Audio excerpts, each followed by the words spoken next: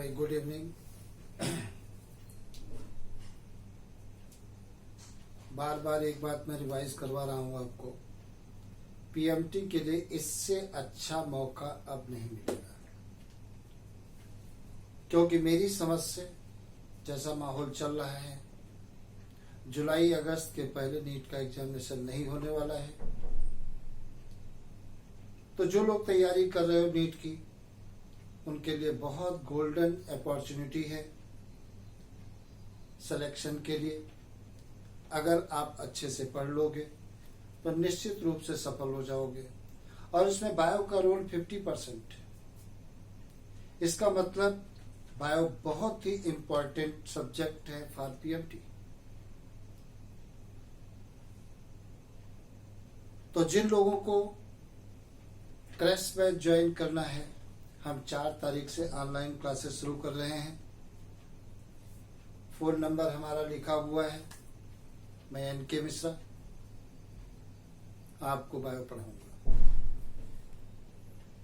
इस मौके का आप फायदा उठाइए। तो कल हम अपन लोग पढ़ रहे थे टीथ के बारे में। मैंने बताया था थीकोडान टीथ वो टीथ होते हैं जिनकी रूट जाबोन के सॉकेट के अंदर लोकेटेड होती है। उन्हें क्या कहते हैं? थीकोडान टीथ कहते हैं। और थीकोडान टीथ का पाया जाना मैमल्स का स्पेसिफिक कैरेक्टर होता है। मैमल्स के अतिरिक्त advance reptiles like crocodile and alligator में भी थीकोडान टीथ प्रेजेंट होते हैं। क्वेश्चन आ सकता है कि मैमल्स के टीथ का स्पेसिफिक कैरेक्टर क्या होते हैं? तो 3 होते हैं, तुम्हें याद रखना है। डाइफ्योडान टीथ का पाया जाना, थीकोडान टीथ का पाया जाना और हेट्रोडान टीथ का पाया जाना मैमल्स के टीथ का स्पेसिफिक कैरेक्टर है। हेट्रोडान डाइफ्योडान टीथ के बारे में मैंने बताया है। दो set of teeth grow 2 times in the life cycle. This is known as diphyodont teeth. Thecodont teeth मैंने बताया है कि अगर टीथ की रूट जाबोन के सॉकेट के अंदर लोकेटेड है, तब उसे थीकोडान टीथ कहते हैं। हेट्रोडान टीथ क्या होते हैं? अगर टीथ के फंक्शन अलग अलग है, तब उसे क्या कहते हैं? हेट्रोडान टीथ कहते हैं। तो देखा जाए 3 कैरेक्टर्स मैंने बताया। मैमल्स के टीथ के 3 कैरेक्टर्स हैं। एक तो मैंने बताया क्या, डाइफ्योडान टीथ का पाया जाना। दूसरा कैरेक्टर थीकोडान टीथ का पाया जाना। और तीसरा कैरेक्टर हेट्रोडान टीथ का पाया जाना। ये तीनों कैरेक्टर मैमिलियन टीथ में पाए जाते हैं। दूसरी बात एक बहुत इंपॉर्टेंट, ऑलरेडी पिछली क्लास में मैंने तुम्हें बताया है। जाबोन के अंदर जो सॉकेट होता है उसे क्या कहते हैं? एल्वियोलस कहते हैं। टर्म एल्वियोलस 3 जगह से रिलेटेड है। एक तो टीथ से रिलेटेड है, दूसरा लंग से रिलेटेड है, और तीसरा मेमोरी ग्लैंड से रिलेटेड है। मेमोरी ग्लैंड्स में जो एल्वियोलर सेल्स होती हैं उन्हें एल्वियोलस कहते हैं, जिसमें मिल्क को स्टोर किया जाता है। तो ये 3 जगहों से रिलेटेड है। अब बात चल रही है रिलेशन की, तो थोड़ा सा और हटके देख लें। इसी प्रकार से इलियम शब्द होता है। इलियम की स्पेलिंग पर क्वेश्चन आ सकता है। एक होता है ILEUM। बहुत इंपॉर्टेंट बात मैं बोल रहा हूं। ये क्या है? Part of small intestine. ये क्या है? Part of small intestine. Intestine. दूसरी स्पेलिंग क्या होती है? ILIUM। ये क्या है? ये बोन ऑफ पेल्विक गिल्ड। ये bone of pelvic, pelvic girdle. इसी प्रकार से एक एंजाइम है रेनिन। अगर देखा जाए रेनिन की भी दो स्पेलिंग है, एक है RENIN। ये रेनिन क्या है? हार्मोन है। ये क्या है? हार्मोन है। हार्मोन है। और ये कहां से सेक्रीट होता है? Secreted from kidney. कहां से सेक्रीट होता है? किडनी। किडनी से सेक्रीट होता है। दूसरा रेनिन क्या है? RENNIN। ये क्या है? ये एंजाइम है। एंजाइम है। और ये कहां से सेक्रीट होता है? स्टोमक। स्टोमक से सेक्रीट होता है। स्टोमक। तो तुम्हें मैंने बताया है कि इलियम की दो स्पेलिंग है, ILEUM। ये क्या है? Part of small intestine. दूसरी स्पेलिंग क्या है? ILIUM। ये क्या है? Bone of pelvic girdle. इसी प्रकार से रेनिन की दो स्पेलिंग है, RENIN। ये क्या है? हार्मोन है। कहां से सेक्रीट होता है? किडनी से सेक्रीट होता है। नेक्स्ट क्या है? RENNIN। ये क्या है? एंजाइम है। और कहां से सेक्रीट होता है? स्टोमक से सेक्रीट होता है। ये बातें जरूर याद रखना, कभी भी आपको 4 नंबर दिला सकती है। बहुत इंपॉर्टेंट बातें हैं ये। इनकी स्पेलिंग पर क्वेश्चन आता है, अपने को गलतियां नहीं करनी है। क्योंकि पीएमटी में एक एक नंबर के ऊपर हजारों लड़के रहते हैं, तो एक नंबर भी बहुत माने रखता है। एक नंबर हमको पता नहीं कितने हजार लड़कों से पीछे ला देता है। तो हर बात को बहुत ही सीरियसली आप लें। दूसरी बात देखा जाए, हेटेरोडोंटिड की बात करते हैं तो फंक्शन के बेसिस पर अगर टीथ देखे जाएं तो 4 टाइप के होते हैं। Types of teeth on the basis of function. एक दांत कौन से? इंसाइजर। इंसाइजर दांत के बारे में देखा जाए, इंसाइजर क्या होते हैं? सामने के जो ऊपर के 4 चौड़े दांत हैं, नीचे के जो 4 चौड़े दांत हैं, इनको क्या कहते हैं? इंसाइजर कहते हैं। मतलब ह्यूमन में total number of incisor teeth कितने हो गए? 8। और इंसाइजर का मेन काम क्या होता है? कटिंग ऑफ फूड होता है। भोजन को काटने का काम करते हैं इंसाइजर। फॉर एग्जाम्पल, बहुत बढ़िया बात, जैसे कभी किसी से तुम्हारी लड़ाई हो गई तो सामने के दांतों से तुम काट खाते हो। क्यों? क्योंकि सामने के 4 दांत, ऊपर के 4, नीचे के क्या है? इंसाइजर दांत। तो ये कटिंग का काम करते हैं। इन 4 दांतों के साइड में एक इधर, एक इस साइड में, एक इधर, एक इस साइड में नुकीला दांत पाया जाता है। ये क्या काम करते हैं? ये भोजन को चीरने और फाड़ने का काम करते हैं, टेयरिंग ऑफ फूड का काम करते हैं। ह्यूमन में टोटल नंबर ऑफ कैनाइन कितने हैं? 4 है। कितने हैं? 4। 2 ऊपर, 2 नीचे, 4। कैनाइन टीथ ह्यूमन में कैसे होते हैं? वेस्टिजियल होते हैं। अपन लोगों के एंसेस्टर में कैनाइन टीथ काफी बड़े बड़े थे। लेकिन क्यों बड़े बड़े थे? क्योंकि हम लोगों के एंसेस्टर जानवरों का शिकार करते थे, मांस को चीर चीर करके खाते थे। तो इनका फंक्शन था, जब हम भोजन को बॉयल करना शुरू किया, भोजन सॉफ्ट हो गया, इन टीथ की वर्किंग खत्म हो गई या कम हो गई। धीरे धीरे ये वेस्टिजियल ऑर्गन के रूप में आज मिल रहे हैं। तो कैनाइन टीथ भी कैसे हैं? वेस्टिजियल टीथ है। किसके? ह्यूमन के। ये बात तुम्हें याद रखना है। दूसरी बात देखा जाए, कौन से होते हैं? प्रीमोलर। प्रीमोलर दांत ह्यूमन में कितने होते हैं? 8 होते हैं। इनका काम क्या होता है? भोजन को चबाने और पीसने का होता है। और नेक्स्ट कौन से होते हैं? लास्ट में मोलर होते हैं। इनका भी काम क्या होता है? फूड की ग्राइंडिंग करने का काम होता है। ह्यूमन में टोटल नंबर ऑफ मोलर कितने हैं? 12 होते हैं। 6 ऊपर होंगे, 6 नीचे होंगे। तो कितने टीथ पाए जाते हैं? इंसाइजर कितने, कैनाइन कितने, प्रीमोलर कितने, मोलर, इन पर क्वेश्चन आता है, अपने को ध्यान रखना है। अगली बात देखा जाए, एक टर्म होता है डायस्टमा, कभी कभी पूछ लेते हैं। डायस्टमा क्या होता है? Naturally toothless area between two teeth, this is known as डायस्टमा।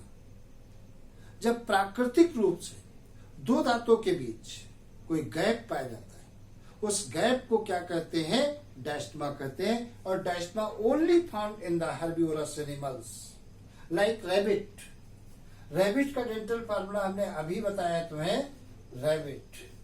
Rabbit का डेंटल फार्मूला मैंने बताया है 2033/1023 into 2 = 28। ये रैबिट का डेंटल फार्मूला। तो रैबिट में देखा जाए ये क्या होता है? इंसाइजर। ये क्या है? कैनाइन। ये क्या है? प्रीमोलर। और ये क्या है? मोलर। तो हम देख रहे हैं इंसाइजर और प्रीमोलर के बीच में कैनाइन टीथ यहाँ पर एब्सेंट। जब इंसाइजर और प्रीमोलर के बीच में कैनाइन टीथ एब्सेंट हैं, तो यहाँ पर क्या बन गया? एक गैप बन गया। इस गैप को ही क्या कहते हैं? डायस्टमा कहते हैं। क्या कहेंगे? डायस्टमा कहते हैं। Diastema only found in the herbivorous animal. अब तुम कह दो काऊ में भी डायस्टमा मिलता है। काऊ में डायस्टमा नहीं मिलता है। काऊ क्या है? एक रूमिनेंट एनिमल है। क्या है? Ruminant animal. और रूमिनेंट एनिमल में डायस्टमा नहीं मिलता है। तो तुमको मैंने बताया डायस्टमा किसमें मिलता है? Herbivorous animals like rabbit. Diastema का काम क्या होता है? यहां पर टेम्परेरी फूड मटेरियल को स्टोर किया जाता है। टेम्परेरी फूड मटेरियल को स्टोर किया जाता है इन द डायस्टमा। अब बात चल रही है रैबिट की, तो एक बात तुम्हें बता दें। रैबिट की बात चल रही है।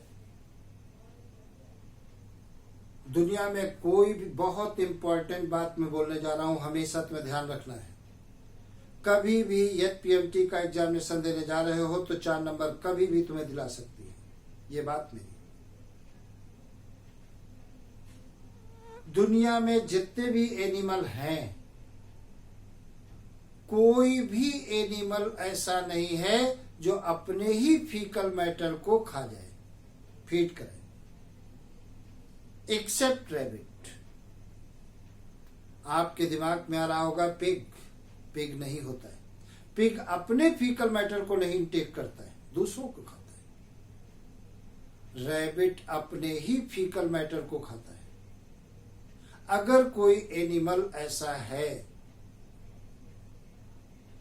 जो अपने ही फीकल मैटर को इंटेक करता है, तो ऐसे एनिमल को क्या कहते हैं? कैप्रोफेगस एनिमल कहते हैं। तो क्वेश्चन पूछ सकते हैं कभी भी, कैप्रोफेगस एनिमल क्या होते हैं? वो एनिमल जो अपने ही फीकल मैटर को इंटेक करते हैं, उन्हें क्या कहते हैं? कैप्रोफेगस एनिमल कहते हैं। तो कैप्रोफेगस जरूर तुम्हें याद रखना है। और रैबिट की एक बात तुमको और बताते हैं। रैबिट का जो फीकल मैटर होता है,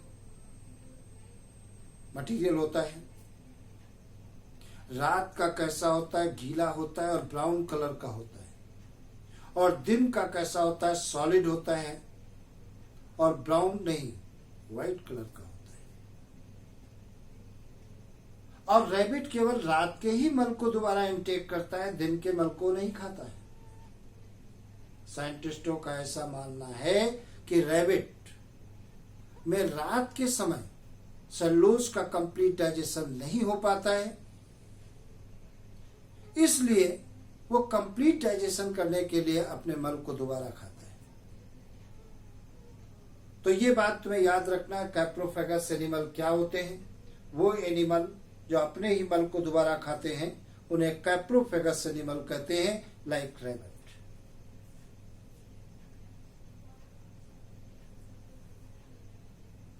दूसरी बात देखा जाए क्या होता है,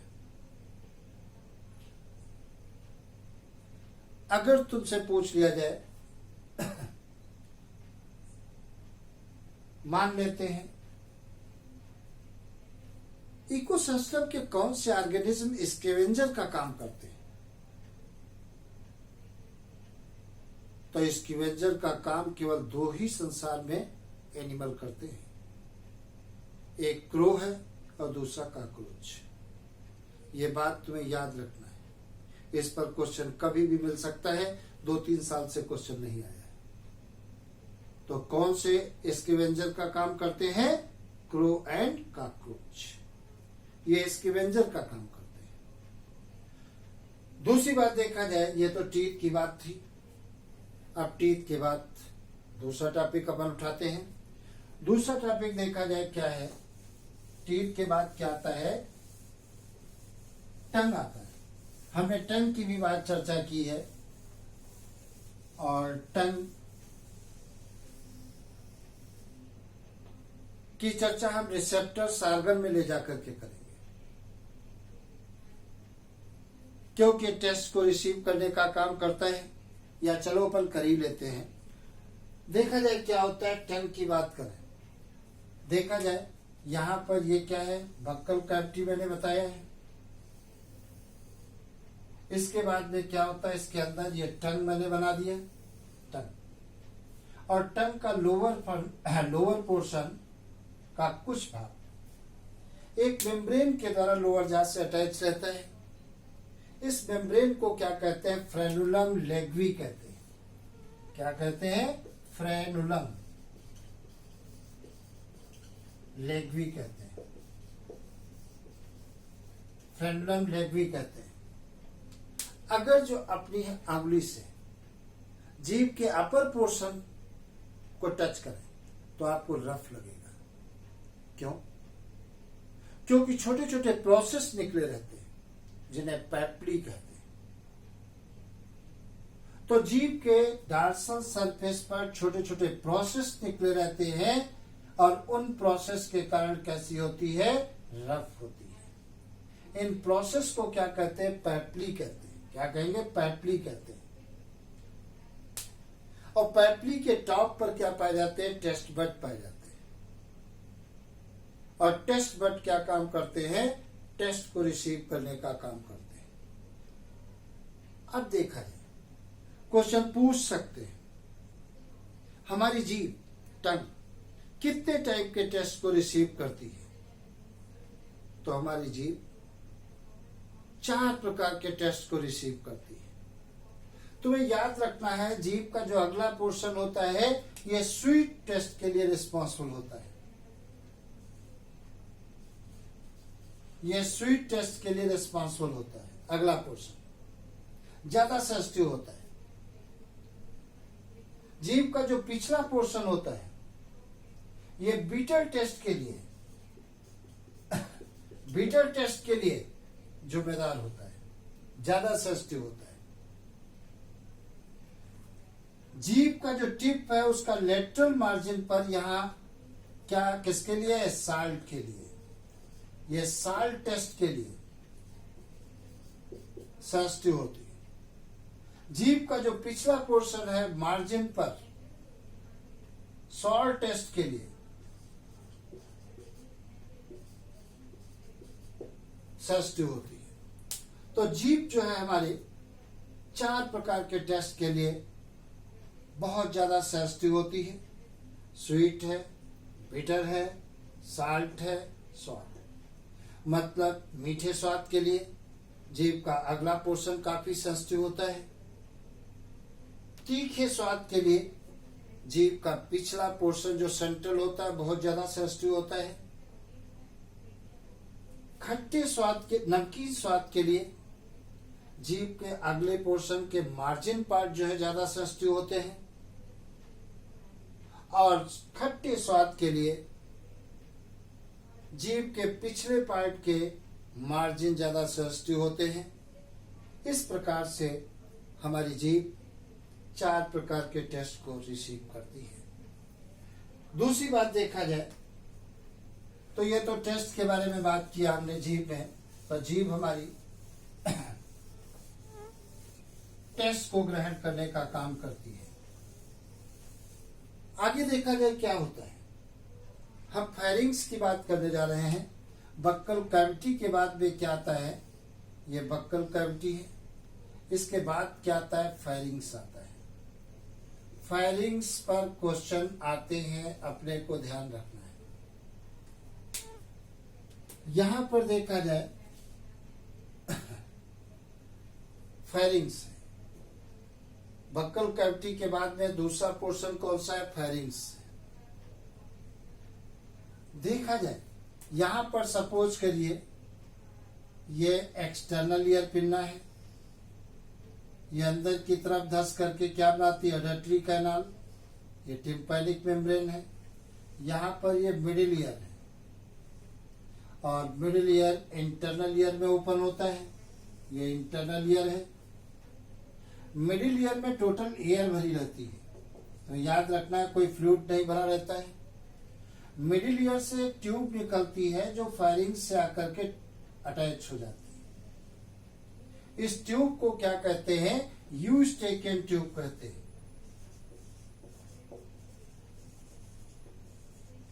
यूस्टेकियन ट्यूब कहते हैं। क्या कहते हैं, यूस्टेकियन ट्यूब कहते हैं। ये बात हमारी समझ में आ गई। यूस्टेकियन ट्यूब फेरिंग्स के जिस पोर्शन में आकर के ओपन होती है उसे क्या कहते हैं, नेजोफेरिंग्स कहते हैं। ये क्या कहलाती है, नेजोफेरिंग्स कहलाती है। फेरिंग्स कहलाती है। तो ये नेजोफेरिंग्स है। तो ये मालूम है बक्कल कैविटी के ऊपर क्या होती है, नोज होती है। नोज नेजल सेप्टम के द्वारा डिवाइड रहती है। ये नॉस्ट्रल्स हैं। पीछे साइड में नेजल चैम्बर होता है। तो एक पार्ट ये नेजोफेरिंग्स हो गया। इसे क्या कहते हैं, ये ईसोफेगस है। ईसोफेगस। ईसोफेगस का ये वाला जो पोर होता है उसे क्या कहते हैं, ग्लट कहते हैं। ये ग्लट कहलाता है। ईसोफेगस का ग्लट पोर फेरिंग्स के जिस पोर्शन में आकर के ओपन होता है उसे क्या कहते हैं, ओरोफेरिंग्स कहते हैं। ये ओरोफेरिंग्स, ये ओरोफेरिंग्स कहलाता है। दूसरी बात देखा जाए यहां पर क्या होता है, ये ट्रैकिया है। ये ट्रैकिया है जिसे विंड पाइप कहते हैं। ट्रैकिया के ठीक ऊपर क्या पाया जाता है, लैरिंग्स पाया जाता है। तो याद रखना है ये क्या है, लैरिंग्स है। तो इसको हमने कह दिया ये लैरिंग्स है। लैरिंग्स है। लैरिंग्स जिस पोर के द्वारा फेरिंग्स में खुलता है उसे क्या कहते हैं, ग्लॉइटिस कहते हैं। तो ये क्या कहलाता है, ग्लॉइटिस कहलाता है। और तुम्हें याद रखना है ग्लॉइटिस एक ढक्कन के द्वारा, ग्लॉइटिस के ऊपर एक ढक्कन पाया जाता है। इसे क्या कहते हैं, एपीग्लॉइटिस कहते हैं। ये क्या कहलाता है, एपीग्लॉइटिस कहलाता है। ये एपीग्लॉइटिस कहलाता है। ये एपीग्लॉइटिस। कई बार क्वेश्चन पूछा गया है कि एपीग्लॉइटिस किसका बना होता है, तो तुम्हें याद रखना है इलास्टिक कार्टिलेज का बना होता है। किसका बना होता है, इलास्टिक कार्टिलेज का बना होता है। ये बात जरूर याद रखना है, भूलना नहीं है। प्रश्न आता है इसका काम क्या होता है। अच्छा, काम अभी बता रहे हैं। तो लैरिंग्स का ग्लाइटिस एपर्चर फेरिंग्स के जिस पोर्शन में खुलता है उसे क्या कहते हैं, लैरिंजोफेरिंग्स कहते हैं। तो ये क्या कहलाता है, लैरिंजो फेरिंग्स कहलाता है। फेरिंग्स कहलाता है। इस प्रकार से फायरिंग्स को हमने 3 पार्टों में डिवाइड किया। 3 पार्ट कौन कौन से हैं ये तुम्हारे सामने है। एक नेजोफायरिंग्स है, दूसरा ओरोफायरिंग्स है और तीसरा लैरिंजोफायरिंग्स है। हमने अभी अभी बताया है एपिग्लॉटिस के ऊपर हमने चर्चा की है। एपिग्लॉटिस काम क्या करता है तुमने सुना है, और नहीं सुने हो तो अब देख लीजिए, सुन लीजिए। तुमने सुना है खाना खाते समय बातचीत नहीं करनी चाहिए। हर चीज का कोई न कोई लॉजिक होता है, यहां पर भी लॉजिक है। क्यों खाना खाते समय बातचीत नहीं करनी चाहिए? देखिए, बक्कल कैविटी के अंदर फूड को हमने ग्राइंड किया। जब भोजन को एक साथ ग्राइंड करने के बाद लाते हैं तो जो एक साथ भोजन आता है उसे क्या कहते हैं? बोलस कहते हैं। बोलस के फार्म में भोजन को निगलते हैं।